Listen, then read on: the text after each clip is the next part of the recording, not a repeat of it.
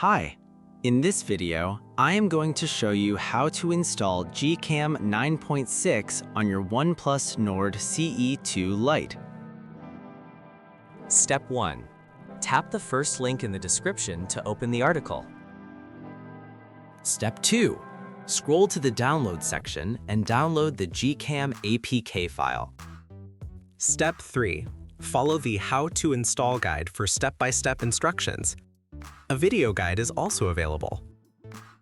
That's it. Don't forget to visit the article for complete instruction in APK file.